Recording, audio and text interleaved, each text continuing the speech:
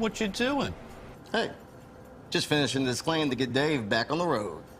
Nice. I wonder what Dave's doing.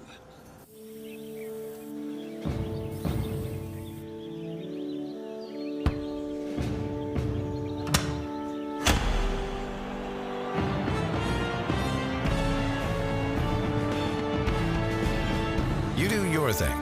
We've got you covered. Good afternoon and welcome to the 372nd episode of the Alfa Insurance Georgia Prep Sports Drive for the GHSA State Title. We've got a holiday weekend coming up, and today is a special episode. We are going to celebrate the third class of the Georgia High School Football Hall of Fame with actually two of the, I'd say, biggest superstars on that list. It's going to be Hudson Mason and Jonathan Dwyer. We've got Hudson Mason right now, so let's go ahead and kick off the show with the star.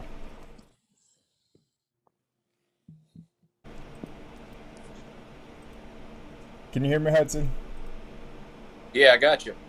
Perfect. Thank you so much for coming on. I know I texted you this morning, but just wanted to ask you, you found out you were on the ballot for the first time a few years ago, but what was your just initial thoughts knowing that you got in this class? Been excited, honored to be a part of such a incredible class of Hall of Famers. I mean, a lot of names on the list this year and years past that I certainly recognize and grew up idolizing. And then you just think about the talent in the state of Georgia and what it's known for across the country, and producing some of the best high school talent across the country that go on to play college and pro football. So when you think about what's the high school quality of talent that Georgia produces, to be among some of the best is quite an honor. Yeah, and Hudson, in your case in particular, you have the distinction of being on the initial ballot, and then when you look at this third class, I mean, you were one of the highest vote getters on the entire 100-player ballot. So you didn't get in the first year, second year, you were right on the edge, but what does it mean now, like year three, to honestly be one of the headliners and just have that much support from the board that includes former coaches, former players, and just guys that have had their entire careers in high school football in Georgia? I didn't know that. I didn't know that I was that popular among the voters, but I mean, I think it just kind of cements, like, hey, people obviously recognize your success. Our team success at Lassiter from 2008, 2009, 2010, and I think just humbled and honored. I mean, it takes a lot to make it to the Hall of Fame, no matter what level you're at. And even in high school, you look around and go, man, you couldn't have done it without great coaching, the right system that fit my skill set and fit my talent as a player, and then having good players around me. And I certainly had all three, so all of that coming together made for quite a run at Lassiter in those years. Yes, and you did get in easily. If it was like an election night, you know how they call some states early. It's you had those votes right away. There were 40 total, but it's like Hudson, he's in, and you kept picking them up, and you were actually up there with Jonathan Dwyer, our next guest. But you mentioned Lassiter, so let's talk about it. Who were some guys, when you think back to your high school career, that maybe they weren't even the biggest contributor on the team, but they made it a joy to go to practice each day and compete? Who were some guys from that special time of your high school career that you still are fond of? Yeah, Philip Lutzenkirchen, who was obviously a really popular name, had a great college career, won a national championship at Auburn. Throwing to him was pretty easy, hard to miss him running across the middle of the field.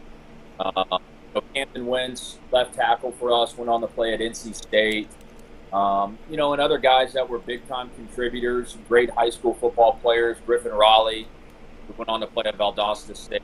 So Rick Rowan on the defensive side of the ball, who's actually the defensive line coach now at Georgia Southern. So, a lot of contributors that made part of our success, but also fun people to be around when the season and the days get long.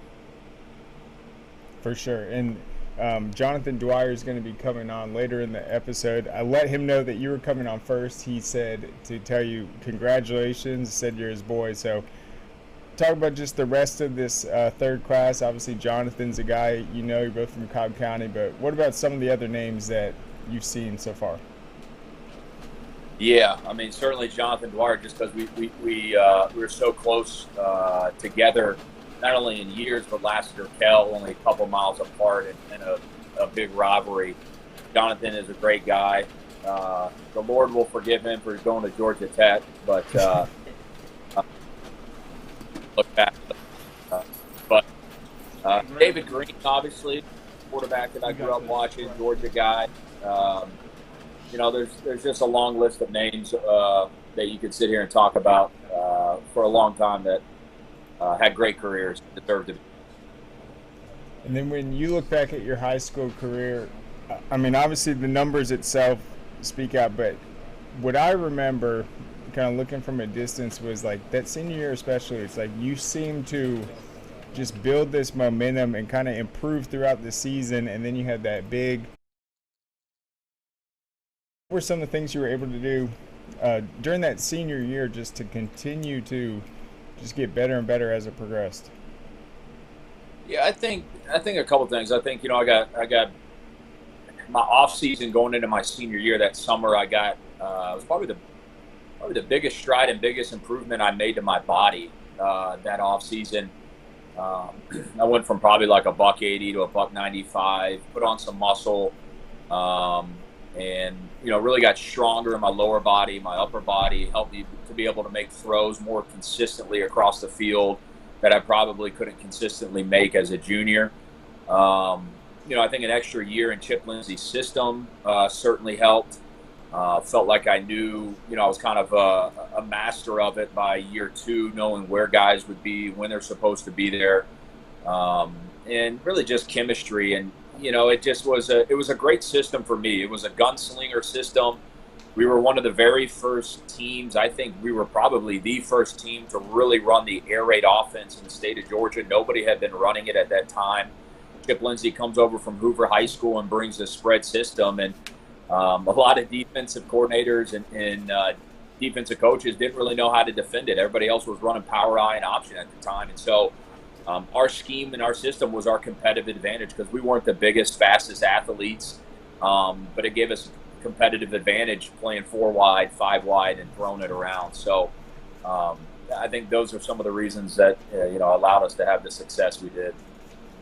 Yep, and you certainly were the first. No one is denying that. That was a conversation that came up a lot in the board meetings when we were talking about voting for you, because I feel like once you came through, put up those ridiculous numbers, put yourself in the state record books. We look at the state of quarterbacks now in Georgia. It's unbelievable, and it's a very popular air raid system. We've seen Prince Avenue Christian do wonders with it these last few years for sure.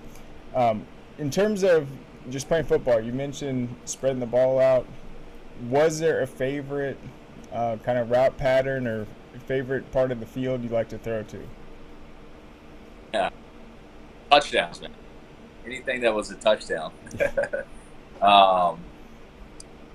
No, you know, I mean, I always like throwing to anything rhythm, you know, so the out route, anything that didn't necessarily like require a hitch. I always felt like, you know, I was a pretty good rhythm thrower, which requires anticipation, kind of throwing to guys, throwing guys open, seeing windows, feeling it. That instinctual element that quarterbacks have to kind of thrive in and outside of the pocket. So, you know, I would say anything kind of rhythm based. And that was something that I kind of even favored playing at the next level into college. So I always felt like that was kind of a God-given skill set that I had as far as timing. And I didn't have the strongest arm. Never was really going to blow anybody away by my arm strength. But, you know, because of that, I tried to really make up for that by being extremely accurate and throwing with great timing and throwing guys really before they could come out of their breaks. Gotcha. And then you'll be representing Lassiter in the Hall of Fame. There's 22 new schools that are going to have a guy get into it.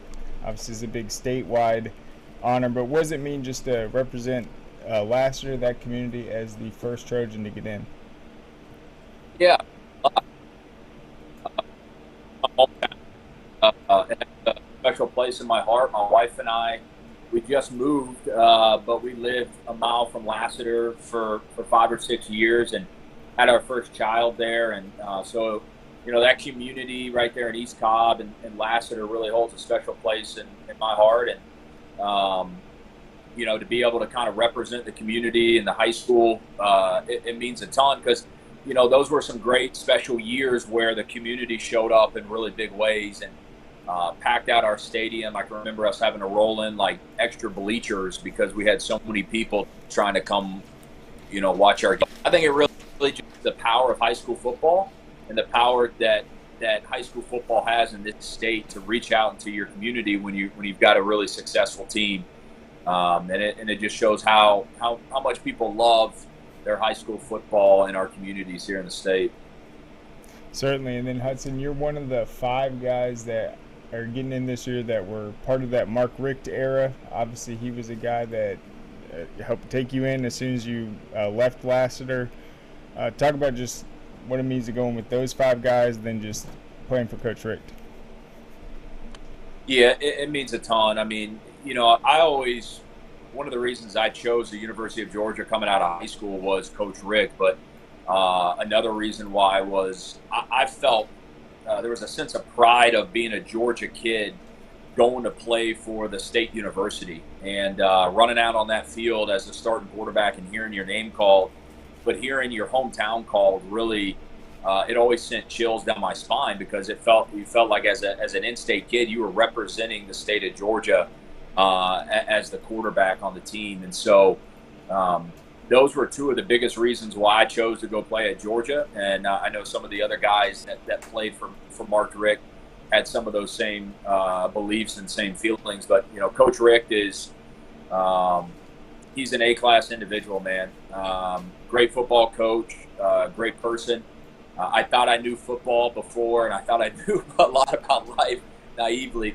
But I realized quickly I didn't know much about anything. And then I get to Georgia. I always tell people what you see with Coach Richt is what you get. He's as consistent in his walk and in his faith as he portrays it and he talks it. And he backs it up with how he lives and his actions. And a great football coach, and learned a lot from him and enjoyed. If I had a son today and Coach Richt was still coaching, there's no doubt that I'd go send him to play for him. That's awesome. And then, he made such a big impact with all these guys, such a just positive figure, and it's definitely an honor to play for him. I want to ask you, though, just you're still in the Atlanta area. I saw you in the booth, I think it was a few years ago, calling a Corky Kell game. I was kind of behind you listening in, and I was like, good grief, this guy knows it all. It was very impressive. You've coached for a little bit. Now you're doing the big corporate thing, but how involved are you still just following high school football, and what's this mean just to be able to talk to a high school kid now being part of this prestigious Hall of Fame? Yeah, I mean, it means a lot. Look, anytime you can be a part of a class that has Hall of Fame in it, I mean, it's hard to put into words because I don't think any individual ever sets out hoping to get into the Hall of Fame. Like when I was in middle school, dreaming of playing football at the next level, like the Hall of Fame was never really, it's just not even a dream. It's you want to be the best you can be, and you think about playing in the college, and if you have a good career, then great. And so when you say like Hall of Fame, man, like I'm not for sure that it even like quite has set in with me. But when you look at the list of other people who are on that list, NFL Hall of Famers, college greats, and then you kind of see your name next to it, man, it really puts it in perspective of the company that you're around. And so I think just blessed and honored, and continue to give kind of the dues and the recognition to the people like Chip Lindsey, my head football coach, the players and the teammates that I had. The quarterback is a dependent position, and you're dependent on 10 other guys on the offensive side of the ball to do their job and do it at a high level for you to have success. Us as quarterbacks, man, we get far more credit. We also get far more blame than we deserve. But in moments like this, you really know humbly you get to represent a community and a state, but there's a lot of people who played a role that went into it. Yeah, and actually I want to ask you about that. So your senior year, after this incredible run, I believe Corky County was the team that eventually knocked you guys out. They were, obviously one of the best programs. But then you ended up going there as a coach. Did that kind of feel full circle for you? Yeah. Had the opportunity to go coach for Rush Probst, who my high school head football coach, Chip Lindsay at Lassiter, had coached for at Hoover. And so there was that connection was made there. So when I got done playing, had a passion to get into coaching, and that's really where I began my coaching career, working for Rush down at Corky County. And, going down there, being a part of an elite program for, a Hall of Fame coach and Rush Probst, you realize why they've had a lot of success. They got a lot of bigger, faster, stronger players than we had at Lassiter. And it was kind of the perfect storm for us. I think we met them in the quarterfinals, and I think we might have been both undefeated. And there's no doubt that, they got the best of us that day. But like I said, we weren't always bigger, faster, stronger than people. We really relied on our air raid system as our competitive advantage and create schemes and mismatches. And, that day we ran into a team that was, had better athletes than us, but they also knew how to defend that offensive system because they ran it themselves. So it's a great program, and it was a great experience coaching under Rush Probst too. Yep, if you're going to coach in high school, being on that staff, it doesn't get bigger than that. You reached the ultimate level in high school, started in the SEC, and Hudson, we're very excited about it. It's going to be October 26th, the official ceremony. Can't wait to see you and the family there. And once again, congratulations, Hudson. Yeah, I appreciate it. Thank you. Yes, well deserved. All right, so there goes Hudson Mason. He is getting in, and yes, he was one of the top vote getters, and definitely a conversation. You look at the numbers, 2 years, 85 touchdowns, something like that, set the state record. And then in that playoff game right before the Corky game, that was the one where he set the single game record. And that was really the pinnacle of this building up process where he had the great junior season, did his thing in the off season to really get physically ready. You could just see him as a college-ready quarterback his senior year, and then the numbers just kept getting better, making plays that ended up on SportsCenter top 10. Just exciting football. And got to point out, Lassiter, they have a Hall of Famer before Walton, so we got to see who is going to get on that ballot for my Raiders. But let's go ahead, thank our sponsors. We'll be back on the other side to catch up with Jonathan Dwyer. Hey, is the power off on this? I don't know. Just take it off. Safety violation. Unsafe work conditions. In the construction trades unions, safety is our highest priority, and we train you to recognize and speak out on unsafe working conditions so that everyone arrives and goes home safely. Learn about careers in construction at georgiaconstructioncareers.com. All right, welcome back, guys. So now, joined via phone, we're going to be joined by Jonathan Dwyer, Kell standout, Georgia Tech, went to the NFL, and we've got him on right now. So, Jonathan, how's it going? Good. How about you? Doing great. So we just got done talking with Hudson Mason. I was telling him that he was actually one of the top vote getters in this third class, and so were you. Very popular on this year's ballot. What does it mean to get into this high school football Hall of Fame, and what have you seen just with the rest of this class? Like I said, it's a very honored award and accomplishment. All I think about was really just thanking the coaches that I had in high school and my teammates and even the opponents that I went up against during those times. And with the class itself is a lot of legendary names, a lot of Tech guys. So it was great to see a talent that's always been here around in the state of Georgia being showcased. Yeah, and Jonathan, I think what's unique about you is you're one of the first players to ever come through Kell High School. It was brand new, so I guess they struck gold pretty quickly. But, I mean, when you're playing for Kell, did you ever imagine the type of football career and impact you'd have in the state of Georgia? I think the main thing that I remember what my mentality was and what my parents instilled in me was, kind of like, you hear what the NBA players say that, give these guys a show. And my mentality was, this is my community, my hometown, and it was like, look out on the map and, give everybody a show of them. And give them a good impression of myself and also just, give them a lasting impression as well. Yep, and you're one of the players in this Hall of Fame that, for one, I've voted for you every single year, but also I was playing for Walton when we went up against you guys for the first time in JV, and then you guys were definitely undefeated. And the thing I remember, I was hearing rumblings, they're like, man, Kell's got this really big running back. And the thing about you, though, you had the speed to match it. So how did you kind of develop that identity as a runner where you had this breakaway speed, but also there's no doubt you had that physicality that you brought to the backfield? I think it was ingrained in me. I always was a fast kid just because of my track background with my dad and his track club that I ran for. The physical nature just came along with maturity and just sort of just embracing, some of the guys I look up to, like Walter Payton and, that never die easy mentality, and that's the mentality that I try to bring each and every time I try to play, was trying to set the tone of, I have no problem with it being a physical game, so, if I have an opportunity to run somebody over, I'm going to take it, and so I kind of set the tone, let everybody know who I'm going against, what type of game it's going to be, and, I'm ready for whatever they bring as well.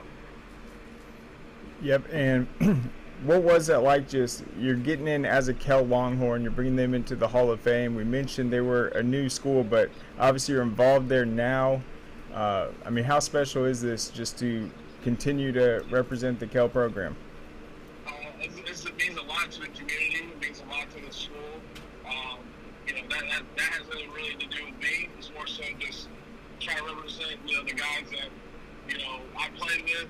It's not this award for me, but, they helped me to get there as well. So, this goes to just my teammates and my coaches and the whole community that was there during that time, and even the people that are there now. Yep, and when you're a all-state, all-classification player, it's easy to look at high school maybe as that just first part of the football journey, but then a lot of these Hall of Famers, when they realize they get into the high school football Hall of Fame, they realize that, some of the most fond memories and kind of exciting times when things were unknown were at the high school level. So who on that Kell team was, I guess, just one of your favorite teammates to play with, but also someone that just made showing up each day a joy?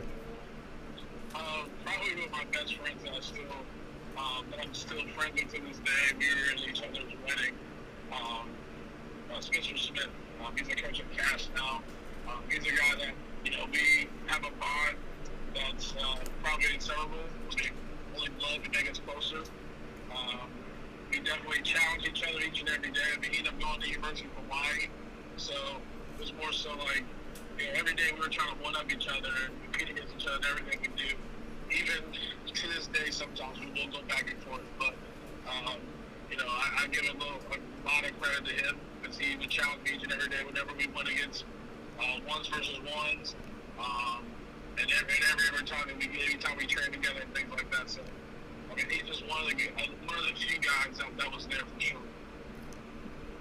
Yep, and obviously the buzz was surrounding you throughout your high school career, and then once you got to Georgia Tech, I feel like you were such a fan favorite because it's always good to have the guy on your side that's able to outrun everyone, is able to bring that physicality. So talk about just your time at Tech and what that meant to you. It meant a lot. Tech is, my second home, obviously compared to Kell. and it's just, you know, a great school, good education, and everything like that. But the football environment was fun. I mean, every day with the guys that I, you know, roomed with, the guys that I competed with each and every day, it was exciting each and every day. Every time we touched the field, every time we had practice, we were there for each other, for the good and the bad. And those are memories that, you know, we talk about each and every time football season comes around, that group message. So, you know, I think those guys, too, they brought the best out of me because it was, you know, obviously going against the best of the best. And, you know, I appreciate them. And I'm glad that, you know, obviously I wish Bebe was still here so he could enjoy this and we could enjoy this together. So, it's also for them as well. Yep, and obviously you mentioned Bebe. He's getting into the Hall of Fame this year also. You guys were teammates at Tech. And I guess one of the things I actually went back and looked yesterday that I thought was unbelievable, it was Demaryius Thomas right before the Combine. You guys came out the same year. He ended up breaking his foot the week before the Combine, and he still was the #1 receiver taken in the draft.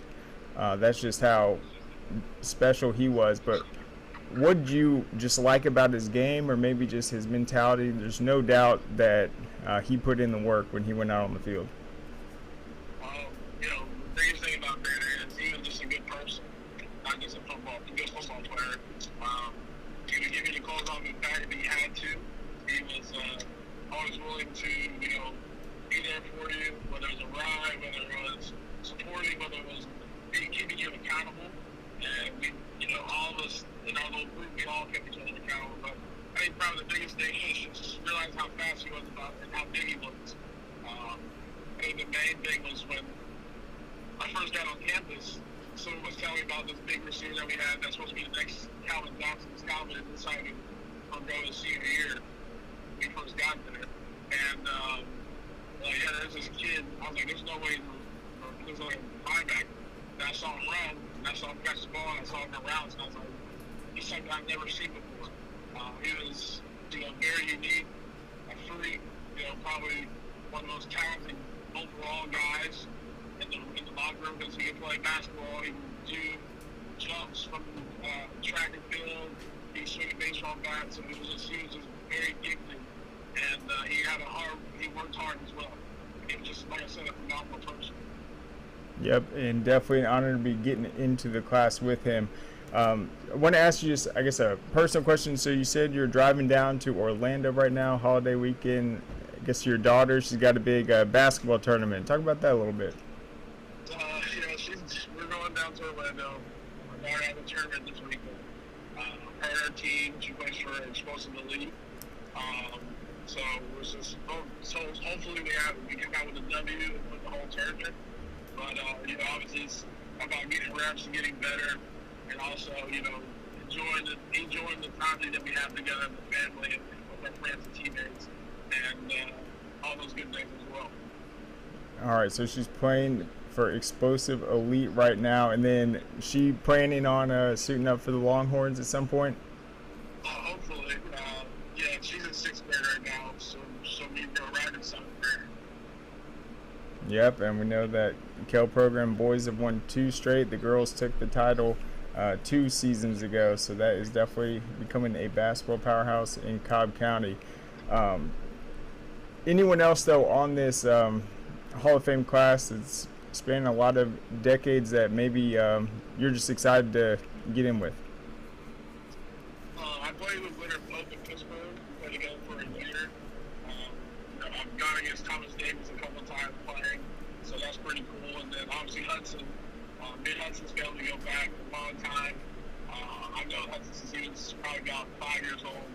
And we played in the same youth football organization. And I know his family. I know his mom and his dad and his sister and cousins and things like that. So that's pretty cool as well. Yep, and then so this upcoming season you'll be on that coaching staff with Kell.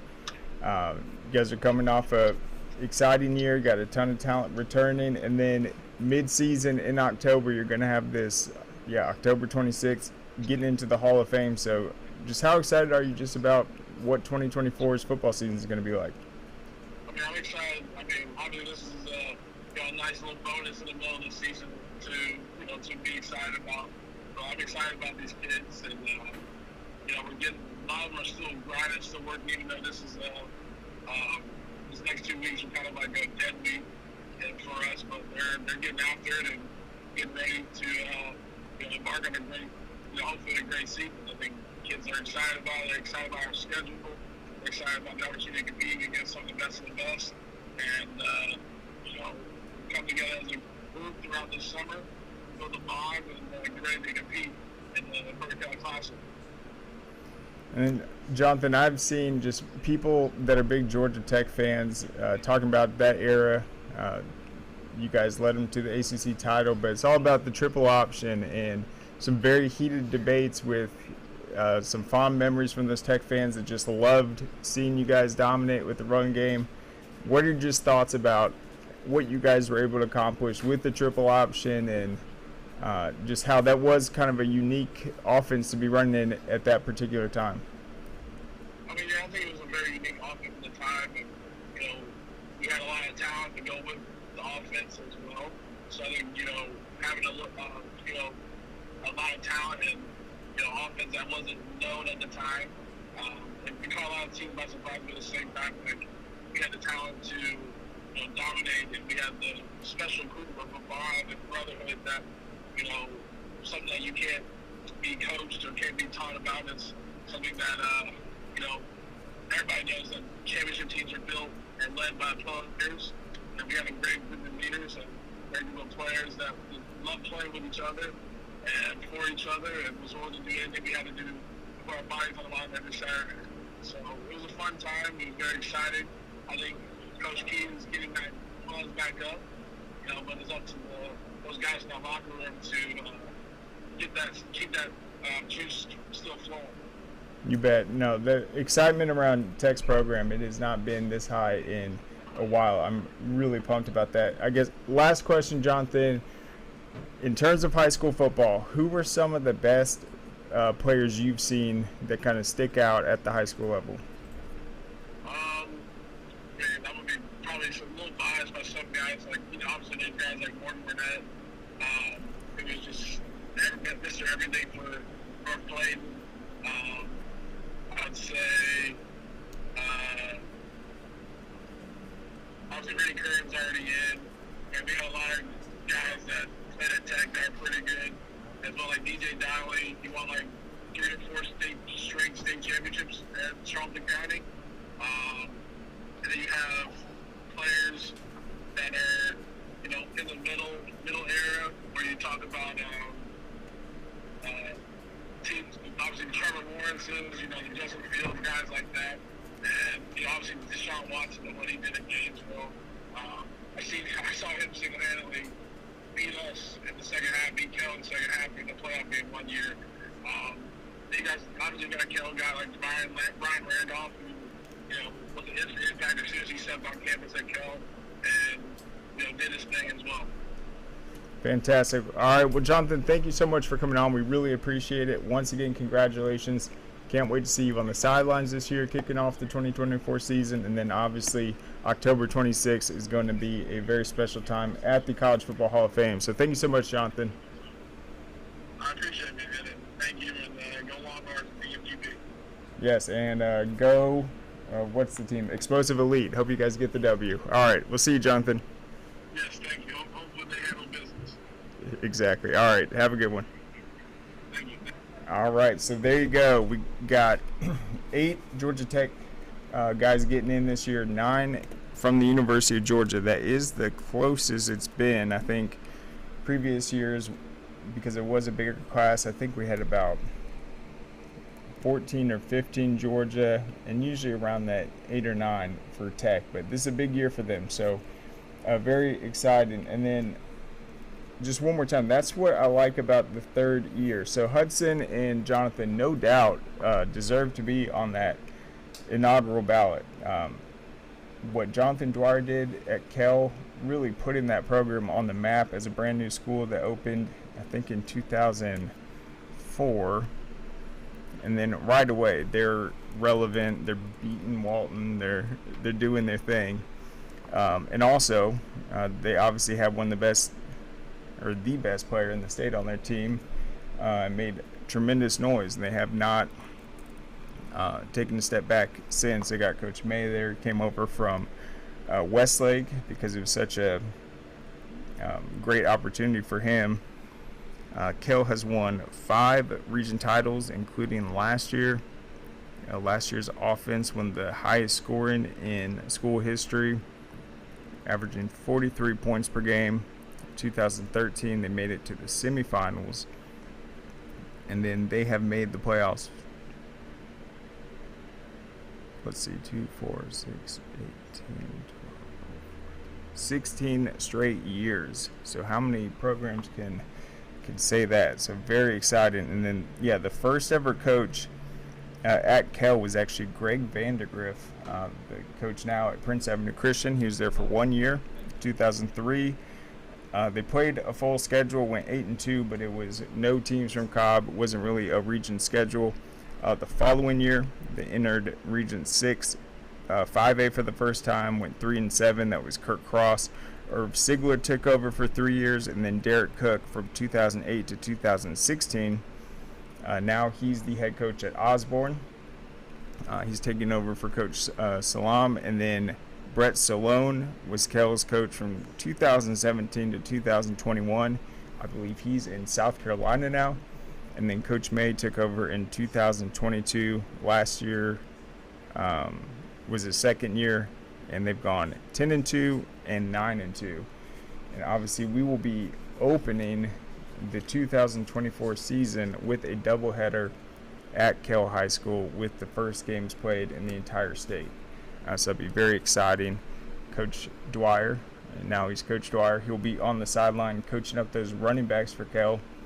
They got so much talent returning. I'm excited to see what they're going to do this year. But we'll go ahead and take one more break, and we'll be back on the other side to talk about the rest of the class.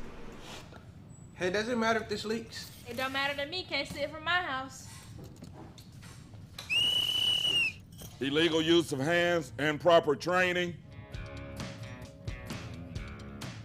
GeorgiaConstructionCareers.com has 14 different highly skilled trades with tuition-free training in our certified apprenticeship programs to train you the right way. Find your career at GeorgiaConstructionCareers.com.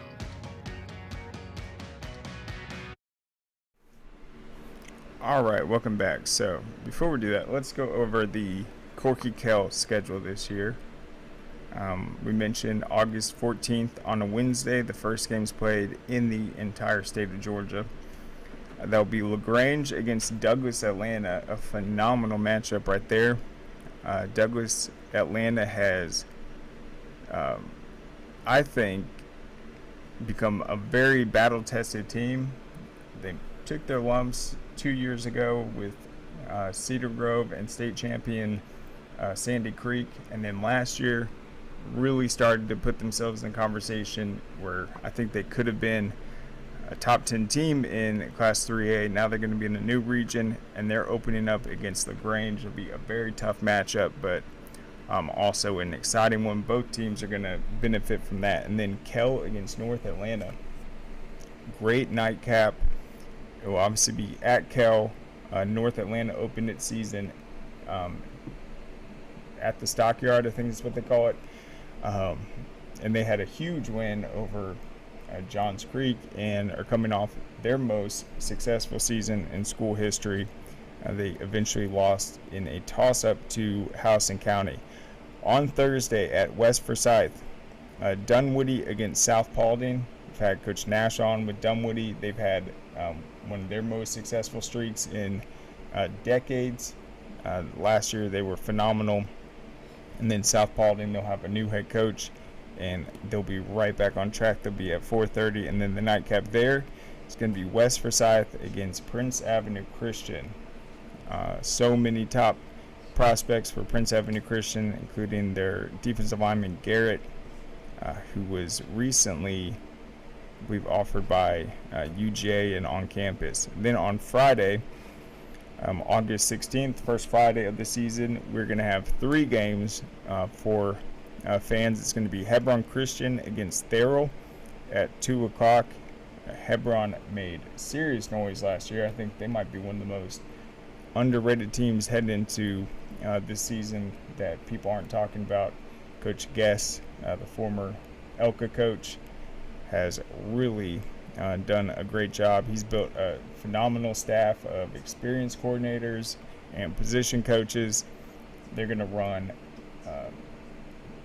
pretty challenging offensive system against the athleticism of Therrell at 2 p.m. at Hebron Christian. And then the nightcap double header there is going to be Cass against Callaway. Callaway is with Coach Pete Wiggins' state championship program. Cass is coming off their most successful season in school history. They got Brody McQuarter back at quarterback. Saw what he developed into last year. He's blowing up in the recruiting. Has offers from Georgia, recently Virginia Tech, Virginia, all these other schools. And then Rome and Creekside in the nightcap. It'll be interesting to see what Rome looks like offensively. First time in 5 seasons without Reese Fountain at the quarterback position. And then Creekside's also replacing Roderick McCrary, Travis Terrell, and their quarterback. All right, then Saturday at Mercedes-Benz Stadium. The first game is going to be Brookwood against Walton. Cannot wait for that matchup. Braden Tyson, you saw what he did last year at running back for Brookwood. I think Brookwood's going to come into that game wanting to establish the run. Walton lost a lot of its defense last year with Ashton Woods, Van Bride, Wendell Gregory, a lot of guys, but their defense shut up in that scrimmage against East Paulding and was the difference. Then Houston County against Alpharetta at 1 p.m. I think this is a make or break year for Houston County. Their head coach, Coach Edwards, was on the show last week talking about AJ Hill, their quarterback, how it's pretty interesting. He's 6'5", about 220 pounds, has a cannon for an arm, but the one thing we haven't seen him do is run the football. His longest career run is 20 yards. They like to run quick screens. They got so many different playmakers. I was talking about last year they had 2 tight ends get injured. One before the Lee County game, the other early in that game. That kind of broke things down. That was a game they could have won. It would have broken a streak of, I believe, 8 straight losses to Lee County. They ended up falling pretty much on the last play. Other than that, I think Houston County is a team that can win its region and make a serious deep run this year, and they've got the quarterback to do it. Then in Game 3, McEachern against North Gwinnett. Will be a big test for Coach Reed and McEachern. Both those teams, you could call them region champions a year ago. McEachern won it outright, and then North Gwinnett beat Norcross in that final game, but forced a 3-way tie with Norcross and Peachtree Ridge. And then the final game is going to be Cedar Grove against Douglas County. Obviously, Cedar Grove is going to have a new head coach.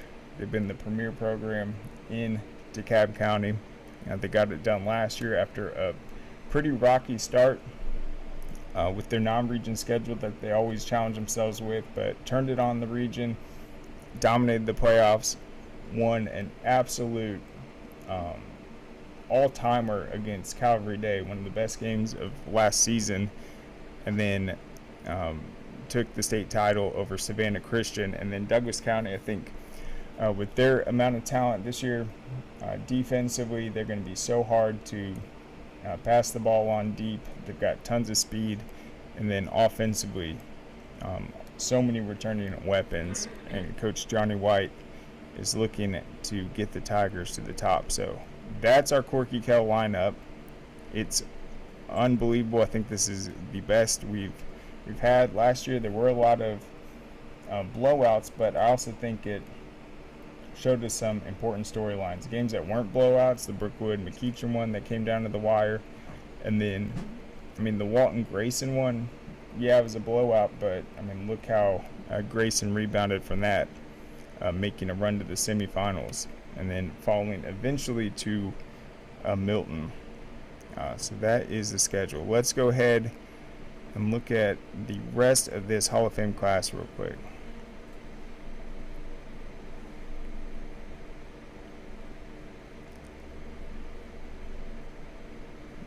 Okay, one sec.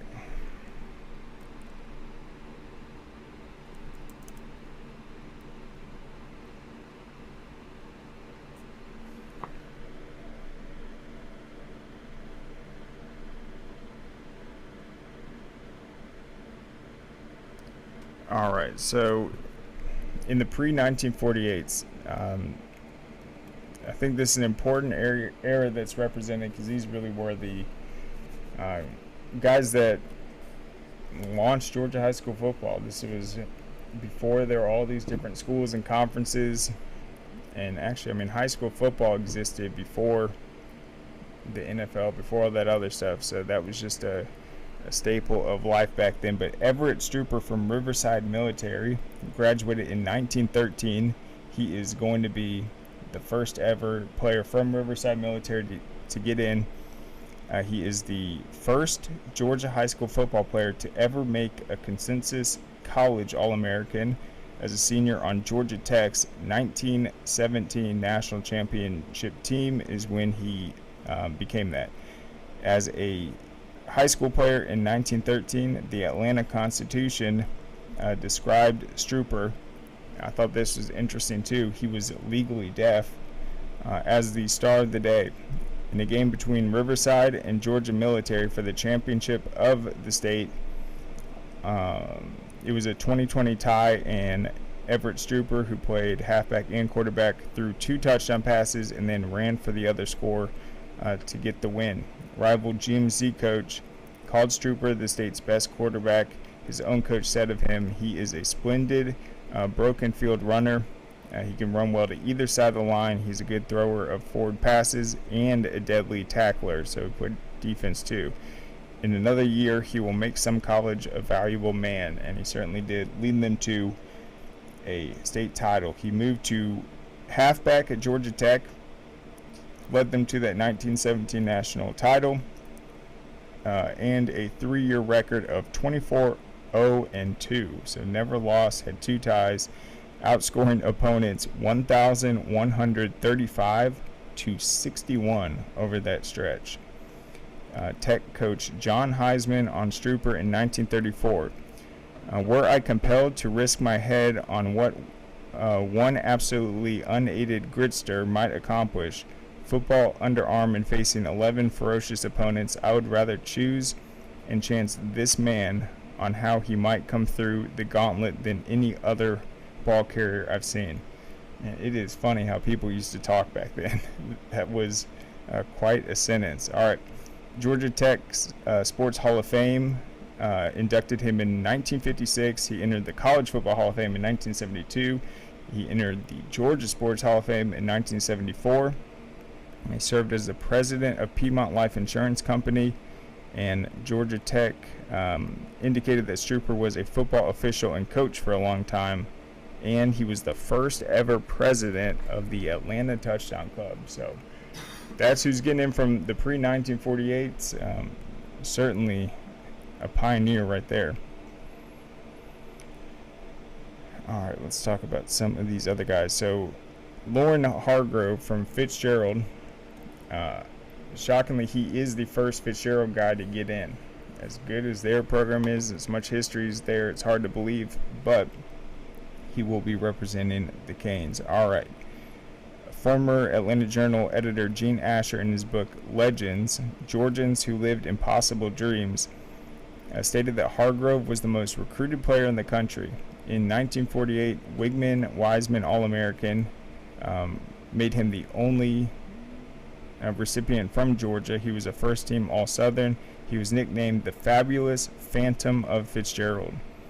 He scored 421 points in his high school career, scoring more than 60 touchdowns in an era in which scoring was nearly half of what it is today, and when teams played much fewer games. He has been called the outstanding breakaway runner in Georgia prep history, according to the Atlanta Constitution's Jesse Outler in 1948. Asher said Hargrove had 9.7 speed over 100 yards distance. He led Fitzgerald to a 1948 Class A title in a clutch 20-19 win over Decatur. In the final, he scored 2 touchdowns after Fitzgerald trailed 13-0 to get them back to a 2019 victory. He recovered a fumble to set up the game winner. As a junior, he was named to the 11-man All-South Georgia team as a fullback.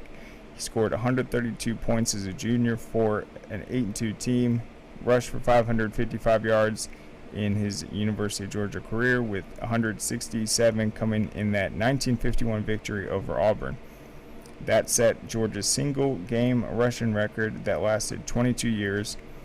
He was an 8th-round draft pick, number 92 overall. There were fewer teams in those days, so that's why it was number 92. That would be a 3rd rounder, I guess, today. And then he went to into the Army instead of continuing a professional career. Let's pick out a couple more. Obviously, you can go to scoreatl.com to get the full list. Todd Holcomb also published an article that's just the bios. I'm just going to pick a few guys from these different eras. All right, so in the 1960s, one of the linemen that got in, he was on the ballot all 3 years, a very high vote getter, that's Edgar Chandler.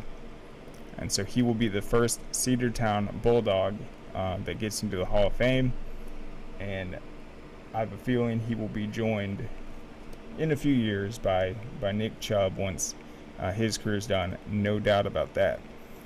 He was the 1963 AJC Class 2A Lineman of the Year. 1963 Senior Scholastic All-American, one of just 3 from Georgia. He led Cedartown to its only state title during the 1963 season. Prep writer Charlie Roberts wrote of Chandler, Cedartown's 208-pound tackle, who has made 81 this season, is probably Georgia's best all-around lineman in recent seasons. His 81 tackles were after just 9 games. Cedartown would win 4 straight to close the season, beating North Clayton 21-7 for the championship. State champion, he also won a state title in the shot put. He's a 2-time consensus All-American at Georgia, 4th-round draft pick. He converted to linebacker to use his speed, played 6 seasons in the NFL, starting 46, playing in 68 for the Bills and Patriots, and he was inducted into the Georgia Sports Hall of Fame in 1988. So I felt like he was a very well-deserving pick in this class. Another guy, one of our first time guys on the ballot that got in, Alfred Jenkins, certainly a familiar name in Atlanta and for Falcons fans. He was a first-team All-State quarterback for a 9-1 Class B team, later the Atlanta Falcons' all-time leading receiver. As a senior at Hogansville, Jenkins rushed for 721 yards and scored 18 touchdowns. He had more than 1,500 all-purpose yards. He also intercepted 7 passes and scored 108 points, more than half the total for a team that ranked number 7 in the final state poll. He was MVP of his football and basketball teams and finished 4th in the 100-meter dash. According to Falcoholic.com, Jenkins was recruited heavily by many college programs, but the less rigorous curriculum at Hogansville prevented him from being academically eligible. So he went to Morris Brown in Georgia, and many other southern schools didn't offer African-American scholarships until 1970. He was undrafted in the 1974 draft. He led the Birmingham Americans to a WFL title with 14 touchdowns and then played 9 seasons for the Falcons once he got his shot. Starting in 1975, he became a 2-time Pro Bowler, a first-team All-Pro, and his 6,267 receiving yards were a franchise record until 2000. He was inducted into the Georgia Sports Hall of Fame in 2005. So another fantastic entry. All right, let's go to the GIA. Just one name to point out. Silas Jamison got in, and we will see if his coach is at the ceremony, which would be phenomenal. So this is Raymond Tweet Williams was his coach. He's now 97 years old, and he identified Silas Jamison as the best player in Atlanta in GIA history. Williams was the head coach of Turner High School in the 50s and 60s. Silas was the star quarterback for Washington's GIA two-way championship team. He passed for 3 touchdowns and then scored another rushing in their 33-6 win over Ballard Hudson. Former Spencer player and longtime Carver Columbus coach Wallace Davis confirmed Jameson's reputation and said he had a receiver named Joe Allen. You weren't going to beat Washington with them boys. You weren't going to do it. Jameson opted for a professional baseball route instead of college football. He played 4 seasons with the Phillies. He was the top ball player in Atlanta, an all-around athlete, and we had beaten Washington about 5 straight times until he came around and led them. All right, let's see. All right, so another guy, first ever player from their team, Jeff Bauer, quarterback for Roswell High School, graduated in 1970. He was a 3-year starter who led Roswell to state titles in 68 and 70. He played only 5 games as a senior because of an injury, but was 61 of 98 passing for 12 touchdowns in just 5 games. As a junior, he had 1,310 yards passing, and then he had 925 as a sophomore, passed for 3,008 yards in his career. Roswell was 33-4 in Bauer's 3 seasons as a starter. First team All-State twice, Class A back of the year 1970. He was a member of Roswell's boys basketball and baseball championships during that same time. He was a 3-year starter at Southern Miss, passed for 3,600 yards, and then head coach at Southern Miss for 18 seasons, compiling a 119 83-1 record. He entered the Southern Miss Hall of Fame in 1988 and the Mississippi Sports Hall of Fame in 2008. One other guy that we're going to point out, he was probably the top defensive vote getter. That's Andy Spiva from Chamblee High School. He was 1972 AJC Class 3A Lineman of the Year, 1972 Parade All-American, 1977 Coach and Athlete All-American, one of 3 from Georgia. He's a senior Scholastic All-American. As a senior, he averaged 15 tackles, intercepted 3 passes, and recovered 6 fumbles.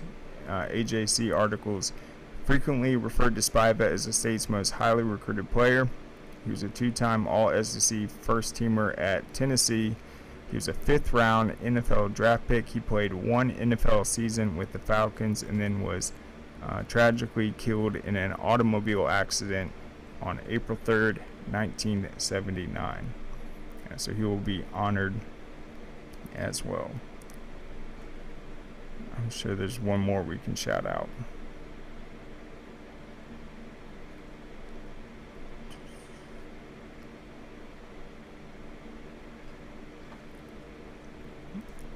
All right, Terry Harvey from Decula, 1990 graduate, 3-time first state all-state player.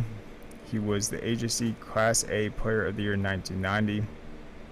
He's also the first Decula player to get in. First team All-State as a linebacker as a sophomore before going to quarterback and earning back-to-back All-State honors. AJC Gwinnett Extras County Offensive Player of the Year as a sophomore and Defensive Player of the Year as a senior. He had 117 tackles, 6 forced fumbles, and 14 interceptions as a senior.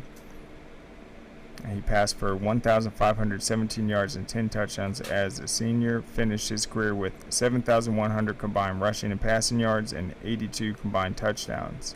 Decula, a Class A school at the time, was 46-7 with 2 region titles in Harvey's 4 seasons as a varsity starter, and was 13-27 the 4 years prior. He's a 3-year starting quarterback at NC State, passing for 5,925 yards and 38 touchdowns, both of which were school records. He's a 2-sport college star that played 3 seasons in the minors as a pitcher, and he is a member of the NC State Athletics Hall of Fame. So that is another name, but that is all we have time for today. Once again, go to that link, check it out. We have our final rankings for spring posted at scoreatl.com. We will be having our well, I guess the AJC is going to announce very soon the Players of the Year for spring sports. Be sure to check that out, learn about who got those honors. And then in June, once we come back from the holidays we have coming up, it is going to be the second annual Corky Kell 7-on-7. It is going to be 4 days, divided up, I believe. Let's just look at this calendar real quick. June 4th and 5th, correct? The first day. So yeah, June 4th and 5th. This will be a tournament format. A champion will be crowned each day.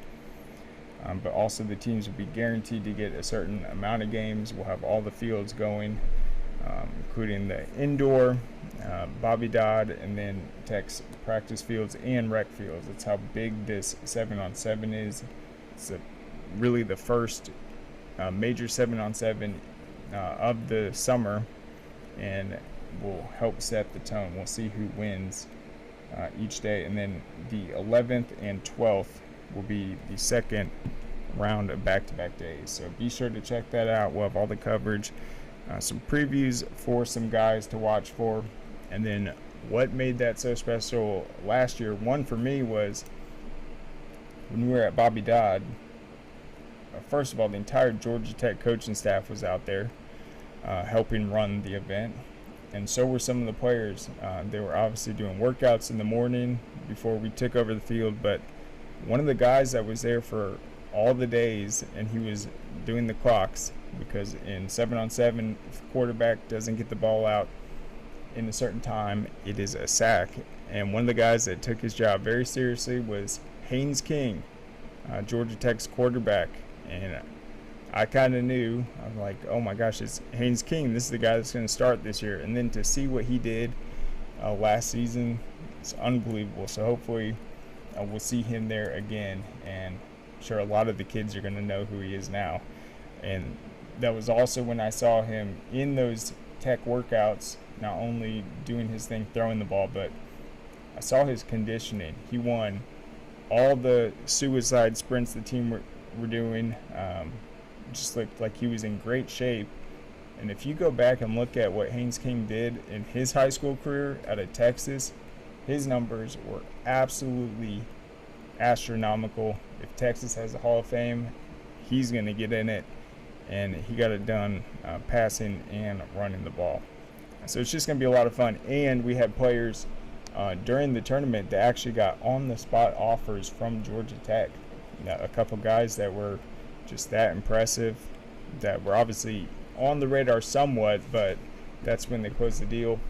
Also, when teams have their buys, we'll get to tour some of Georgia Tech's new facilities, and it's just going to be a lot of fun. So be sure to check that out. We'll probably have live coverage, definitely score updates, videos, but we'll see if we can't fire up a show like we did last year, tried to do. But that's all we have. I hope everyone has a great Memorial Day weekend. We'll be back on Tuesday, and we'll see you then. What you doing? Hey, just finishing this claim to get Dave back on the road. Nice. I wonder what Dave's doing.